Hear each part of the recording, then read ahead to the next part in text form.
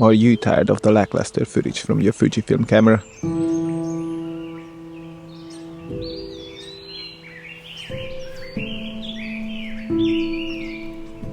Are you struggling to capture the true beauty of your surroundings and bring them to life on screen? Do you want to take your videography to the next level and create professional grade footage? Well, look no further, introducing F Log2, Fujifilm's secret weapon to unlocking the full potential of your camera. F Log2 is a logarithmic color profile that captures the widest dynamic range possible and maximizes the amount of detail in your footage. It allows you to capture the full range of colors and tones in any scene, from the darkest shadows to the brightest highlights. Imagine being able to capture the true beauty of a sunset or a dramatic contrast of a stormy sky. With F Log2, your possibilities are endless. In this video, we're going to break down the process of shooting in F Log2 in order to get to. First step is exposure. It's something you should always aim to get as close to perfect as possible, because if you mess it up real bad, even F Log2 won't be able to save your footage. Okay, let's look at how to get the correct exposure while shooting in F Log2 every single time. The way we shoot during the day is going to be different than in low light, and shooting in 24 frames per second versus 120 or 240 also changes the exposure. One of the best tools you have in your camera that can help you to set the correct exposure is the zebra settings. I'd recommend you to always have it turned on and practice using it until it becomes second nature. The zebras will reliably show you if your subject is overexposed, so you can dial your exposure back before you press that recording button.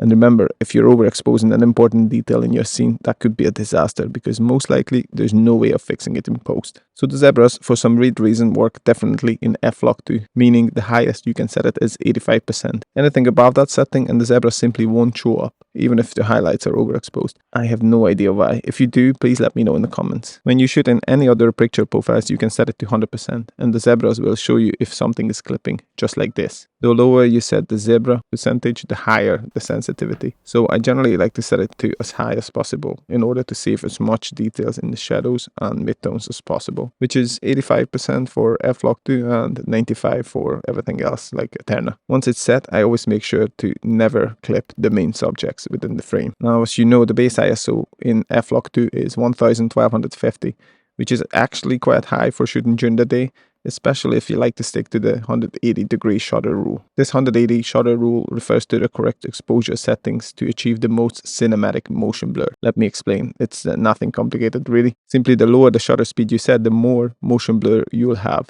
And with a fast shutter speed, you'll get none.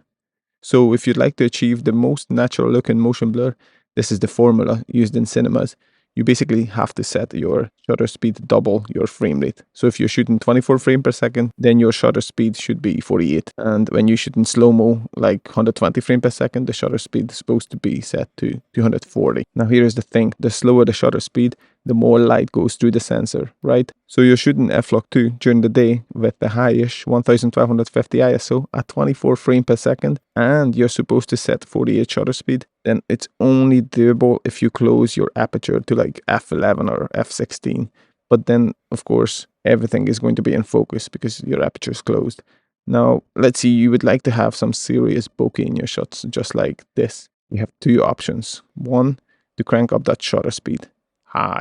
Remember, higher the shutter, less light. But in this case, you're giving up that cinematic motion blur we talked about earlier. Can we actually tell the difference? High shutter speed. Here we come. Check out this footage. Now I'm going to show you this with the second option side by side, where we set the correct shutter speed, double the frame rate. This is high shutter motion blur.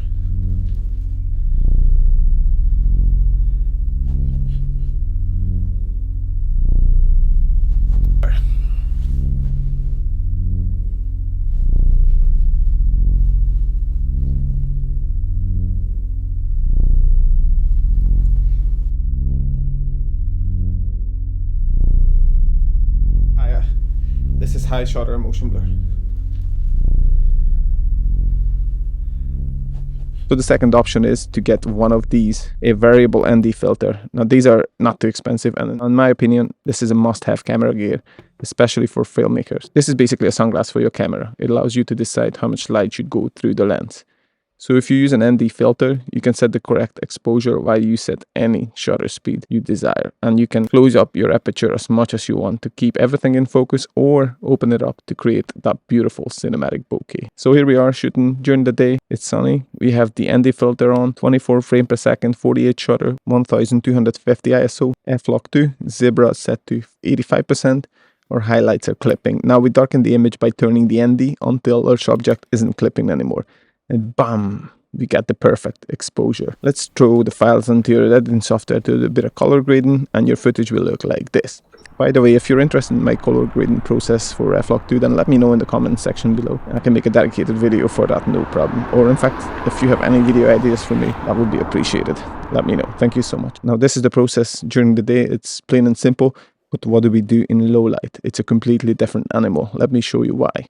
So I would advise you to experiment. When you shoot in low light, in F Log2 especially, you don't want to go too high with the ISO. Maximum 6400 is where the sweet spot is. But it also depends on the file format you're shooting in. If it's H265 or H264, then the image is going to be falling apart. If you increase the ISO, even up to like 3200, it's going to be really grainy. Again, it could be a creative look. But I find if you shoot in ProRes, like ProRes LT, the file sizes are not too crazy. For example, a 150 gig card fills up in about 50 minutes. Or 57 minutes actually, and the quality is going to be so much better, so you don't get the green, and you can push and pull the image a lot better, and you can color grade it a lot better. By the way guys, I've been using this Delkin Deck CF Express card, and it's insanely good. The transfer speed is so fast and allows me to shoot in ProRes. So if you're interested, then check out my next video. It's going to be a review on this card. I can't wait to make it because it's so good. I'm so impressed. Not to mention that it has like a lifetime warranty, and basically you're guaranteed to get a new one within 48 hours if you buy one. Best value for money.